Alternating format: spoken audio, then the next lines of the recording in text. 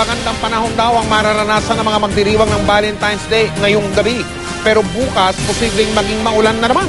At kasi meron pong panibagong namumuong sama ng panahon o low pressure area. Samantala, ang National Disaster Risk Reduction Management Council o NDRRMC pinag-iingat na naman ang mga nakatira sa mga lugar kung saan posibleng bumaha o magkaroon ng pagguho ng lupa o landslide. Mula sa lungsod ng Quezon, nakatutok live si Ian Cruz. Ian.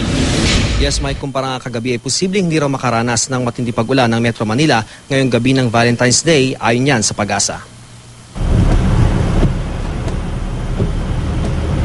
Matinding buhos ng ulan ang naranasan ng Metro Manila kahapon hanggang kanina madaling araw ayon sa Pag-asa dahil ito sa hangin mula sa silangan sa bahagi ng karagatang Pasipiko. Nagpapatuloy pa rin daw kasi ang pag-iral ng La Nina sa bansa. Bukod sa Metro Manila, inulan din ng ilang bahagi ng bansa kabilang ng Surigao, Leyte, Quezon, Aurora at Davao City. Bibihirang mangyari na ang lahat ng synoptic station natin dito sa buong bansa ay nagkaroon ng mga pag-ulan.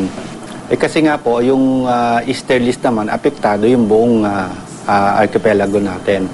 At huwag nating i-discount yung ganitong mga panahon na may La Nina, talaga magkakaroon tayo ng mga pag-ulan. At ngayong may isang panibagong low pressure area o namumuong sama ng panahon, posibleng mas maging madalas ang pag-ulan. Maaaring bukas ng madaling araw, makaranas ng moderate to heavy rains ang Southern Luzon, Visayas at Mindanao. Medyo malaki yung kanyang kaulapan. At ito medyo malayo pa to sa landmass. So marami pang pagkakataon para mag-intensify ito. Kaya ang NDRRMC, pinag-iingat ang ating mga kababayan, lalo na ang Negros na nilindol nitong nakaraang linggo. Mari daw kasing bahain o magka-landslide dahil saturated na ang mga kabundukan. Kailangan nating magbantay kasi yung mga lugar na ito na dinaanan din ng naunang ulan ay saturated na. So kailangan natin maging agresibo doon sa evacuation plan, sa preemptive evacuation.